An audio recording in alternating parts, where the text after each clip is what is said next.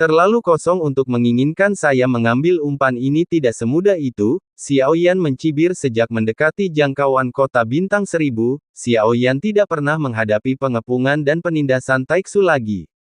Jelas sarang Taiksu yang mendekat tapi Taiksu memilih diam, Xiao Yan menganggapnya menarik ini jelas menunggu Xiao Yan, ada perasaan takut membuatnya takut, segera Xiao Yan datang ke bintang yang ditinggalkan, bintang-bintang di sekitarnya dan langit tidak terhindar sudah dijarah oleh Taiksu, Xiao Yan berlabuh dengan bintang sampah di belakangnya letaknya tidak jauh dari lokasi kota 1000 bintang. Tapi saat ini Xiao Yan memilih untuk berhenti, Titan super besar di dalamnya segera seseorang maju untuk melapor, bintang-bintang ini telah dijarah apa niatnya untuk pergi ke bintang-bintang ini. Petik 2. Wanita berambut merah dengan baju besi berat itu menunjukkan wajah bingung. Dan Xiao Yan tinggal di bintang sampah ini untuk jangka waktu tertentu. Dia tidak pernah pergi duduk bersila, ada 6 cetakan bintang yang berkelap-kelip di tengah alis dengan darah para dewa. Yang didapatkan oleh Cimi Xiao Yan dapat menerobos ke Seven Stars. Kapan saja tapi tidak dapat dipungkiri bahwa saya masih sedikit khawatir kekuatan avatar dewa asli terlalu kuat. Jika kekuatan dewa tidak bisa mengikuti cenderung kehilangan kendali, terutama ada jarak dari dewa perasaan ini semakin kuat akibatnya, Xiao Yan tidak berani mempromosikan klon dewa asli ke dewa asli bintang 7, jika tebakanmu benar seharusnya tidak butuh waktu lama, bagi seseorang untuk datang ke Taiksu jika Anda datang ke sini, itu berarti Taiksu, sang pelatih, tidak terlalu pintar. Xiao Yan bergumam saat ini, dia sedang duduk bersila di gunung tertinggi bintang ini. Tapi sekarang tidak ada kehidupan yang tersisa, bahkan sehelai rumput telah layu dan menghilang. Bintang tanpa kehidupan sudah mati langit gelap seperti lilin yang padam. Hanya angin yang lebih kuat dan lebih kuat itu tidak akan memakan banyak waktu, bintang ini akan runtuh dan menghilang dengan sendirinya, tidak ada kekurangan kasus di mana beberapa bintang akan meledak. Xiao Yan duduk bersila di gunung seperti patung seperti batu, biarkan angin kencang melolong Xiao Yan tetap tidak bergerak. Saya tidak tahu sudah berapa lama berlalu ada suara gemuruh di atas bintang yang hancur tapi Xiao Yan tetap tenang sebaliknya, dia menggelengkan kepalanya bosan. Tentu saja apakah Anda ingin mengundang Jun ke dalam guci dengan tergesa-gesa? Xiao Yan mencibir. Dia perlahan membuka matanya ketika melihat ke langit artinya, para prajurit Taiksu yang perkasa muncul, jumlah petarung Taiksu yang padat sangat mencengangkan. Hanya saja Xiao Yan tidak peduli sama sekali. Tidak peduli berapa banyak prajurit Taiksu yang datang, hanya masalah waktu sebelum kita membunuh mereka semua, tidak ada ancaman sama sekali bagi Xiao Yan.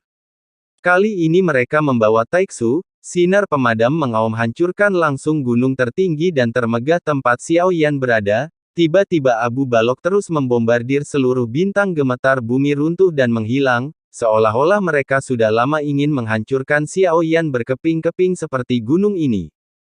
Karena Xiao Yan telah memusnahkan ratusan ribu pejuang Taiksu bagi Taiksu, bukan tentara yang kalah tetapi sumber daya, tapi sekarang mereka ada di Sensi, luasnya sumber daya di Laut Barat saja tidak terbayangkan. Itu sebabnya mereka bisa membiarkan begitu banyak prajurit Taiksu untuk dilawan, dan alasan mengapa Xiao Yan membuat marah Taiksu, dialah yang mengambil sejumlah besar armor dewa palsu, dibandingkan dengan prajurit pemuliaan, kesulitan pembuatan false god armor jelas jauh lebih tinggi, sejauh ini Taiksu mengirim tentara untuk mengepung dan menekan Xiao Yan. Kebanyakan dari mereka adalah armor generasi pertama atau generasi kedua, tidak ada armor tingkat tinggi ini, menunjukkan bahwa tujuan Taiksu bukan untuk menyingkirkan Xiao Yan di sini. Sebaliknya, mereka terus merayu Xiao Yan. Dia pasti sangat membenci Xiao Yan. Aku tidak akan membiarkan Xiao Yan mati dengan mudah. Gunung runtuh, kecelakaan bumi, banyak retakan menyebar. Jika Anda melihat jauh seluruh bintang retak dengan retakan besar, ngarai tanpa dasar, tapi retakan seperti itu akan mempercepat penghancuran bintang ini. Tapi untuk Taiksu menghancurkan bintang dan alam apapun, mereka tidak akan merasa bersalah di hati mereka, bahkan merasa bersemangat. Bagaimana dengan orang-orang? Gunung runtuh, sosok Xiao Yan tidak terlihat. Mengapa ada suara angin di kejauhan? Pada saat ini, mata banyak prajurit Taiksu tiba-tiba menoleh. Saya melihat bintik-bintik hitam semakin besar dengan kecepatan yang terlihat dengan mata telanjang, ini. Petik 2. Pergi dari sini. Ketika para petarung Taiksu ini menemukan sesuatu yang salah, batu-batu besar seperti gunung meraung, masuk bintik-bintik hitam ini semuanya adalah batu besar. Suara mendesing. Batu yang mengaum sangat besar, beberapa petarung Taiksu akan terkena pukulan jika mereka tidak bereaksi. Meski dilindungi oleh armor dewa palsu, namun kekuatan batu-batu besar ini cukup menakjubkan. Setelah Xiaoyan datang ke bintang ini, dia menemukan area batu yang paling keras. Jadi batu-batu besar ini memiliki kekuatan formasi Taiksu. Terganggu oleh serangan batu yang tiba-tiba ini, trik ini telah dicoba Xiaoyan berulang kali lagi pula. Dia sendiri harus berurusan dengan begitu banyak petarung Taiksu, pasti memilih cara paling sederhana dan paling hemat, tenaga kerja untuk menyelesaikan pertempuran. Saat kelompok Taiksu ini bereaksi, sosok yang besar dan tak tertandingi seperti dewa yang turun dari bumi bersiul ke arah mereka. Pertempuran tanpa ketegangan meskipun terlalu banyak orang, tapi avatar dewa asli terlalu kuat, penghancuran Xiaoyan sepenuhnya sepihak. Melaporkan kepada Panglima tertinggi, kali ini masih sama. Semua pasukan dimusnahkan, armor dewa palsu juga diambil oleh orang ini. Di dalam raksasa super, segera seseorang melangkah maju untuk melaporkan. Wanita berambut merah dan berbaju zirah itu yang terakhir mengerutkan kening, jemari mengetuk yang terbuat dari baja hitam. Benar saja, dewa asli yang bisa menyelamatkannya tidak sebodoh itu. Apakah dia menyatakan perang terhadap kita? Ingin kami pergi mencarinya? Kalau begitu, maka kita akan menemuinya. Semua orang mematuhi perintah. Wanita berambut merah dengan baju besi berat berpikir sejenak, hanya teriakan, "Ada!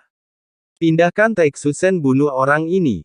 Wanita berambut merah dengan armor berat memberi perintah, dengarkan perintahnya. Ada ratusan orang berdiri di sini, mereka adalah pemimpin inti dari kelompok Taiksu ini. Tapi wanita berambut merah dengan baju besi berat adalah pemimpin di sini yang memiliki hak mutlak untuk berbicara. Tidak ada yang berani menyangkal keputusan apapun. Begitu perintah dikeluarkan, saya melihat sosok yang tak terhitung jumlahnya terus mengalir ke Taiksusen. Dari kehampaan di sekitarnya, disiplin yang luar biasa. Segera, kapal besar bernama Taiksusen itu raungan yang memekakkan telinga. Kemudian mulai bergerak perlahan, tapi sepertinya lambat karena terlalu besar. Sebenarnya tidak lambat, bahkan dengan bergerak kecepatannya semakin cepat dan semakin cepat. Untuk arahnya itu adalah bintang tempat avatar dewa asli Xiaoyan berada. Taiksu mengambil inisiatif untuk menyerang.